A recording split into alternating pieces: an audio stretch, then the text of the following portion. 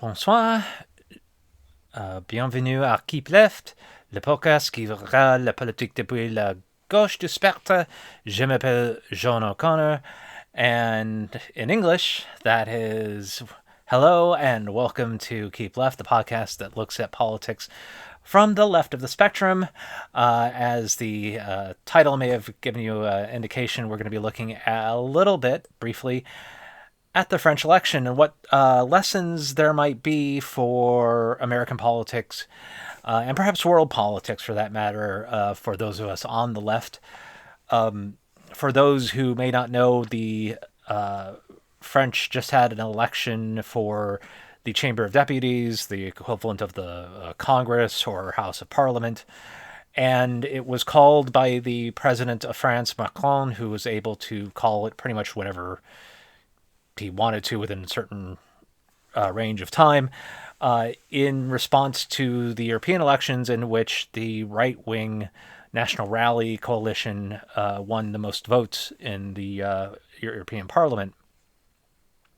And many people considered that it was essentially calling the bluff to see if the French people actually wanted to move to the right. There are various reasons why he might have done that. One was perhaps to establish his centrist party as the main rival to the far right, since generally speaking, the left parties tend not to get along very well. Who know? Some people think it may have been a very a risky long-term strategy, which is that one thing that does seem to happen is that when right-wing parties do get into power, but not completely in power when they have to join a coalition, the getting their hands dirty into coalition politics means that the appeal of being outsiders is lost and their popularity immediately declines. And that seems to have been happening a little bit in Sweden and has happened in Finland and a few other countries. The first round of voting happened last weekend, and in between you had the British elections. And it was, and the way it works in France is there is an initial round of voting for each of the seats in that Chamber of Deputies, and then the top 2 or 3 candidates then move on to a runoff, and there are various rules regarding that. And in between last weekend and this weekend, the far left part coalition and the centrist coalitions essentially made an electoral pact where whoever was in third stood down. And so it wound up being, in most places, a runoff between either the far left party, the centrist party, or the centrist party versus the far right party. And the result of that is fairly telling.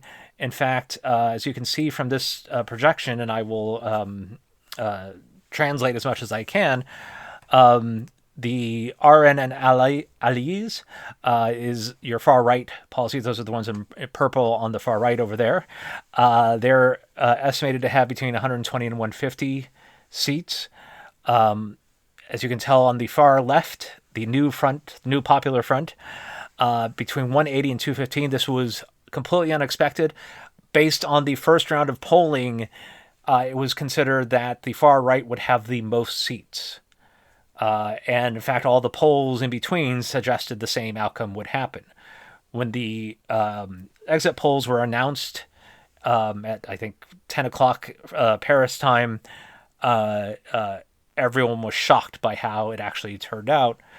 And the far left had the most votes, had the most seats in Parliament, with the centrists actually coming in second and the far right third. You see these other parties, the sort of the middle left, the right center, and then the far right, having a few seats here and there. And so how were they able to contain the far right? How were they able, in fact, to push them back into a corner? Far from being the primary party, they are actually the tertiary party. And I think the lesson you can take from this, and it's a lesson from history, it's something I am hoping to circle back to either after or even during as we go through the Project 2025 manuals and manifesto, is that one of the ways historically that right-wing parties and fascist parties win is by leveraging schisms between parties on the left and between leftist and centrist parties. In Germany especially, there were major fights between communist parties, different types of communist parties, as well as between communist parties and socialist parties, mid-range socialist parties, as well as between Christian Democrats and moderate parties and so forth. That just didn't trust each other. And so, in fact, the communist parties were trusted so little that the so-called moderate parties were preferred the fascist parties over the communist parties. In fact, thought they could use those fascist parties as a way of dealing with the communist parties. We don't really have communist parties. I mean, to be fair, in France there are some communist parties. I think in the New Popular Front, but by and large, that's not what's going on here. What you do have, however, is a recognition that the true threat is a national rally on the right. There's been legitimate and well-sourced reports that, in fact, Marie Le Pen, the head of the National Rally, the far-right National Rally, had loans from Putin in Russia to make up to balance the accounts for the party, and that at some point she may have had to declare bankruptcy, or the party may have had to declare bankruptcy. And so you have a Russian apologist on that side. And so you have to make common cause. We'll see how the coalition continues, because within that left-center coalition, you have many different perspectives, many different point of views, many different priorities.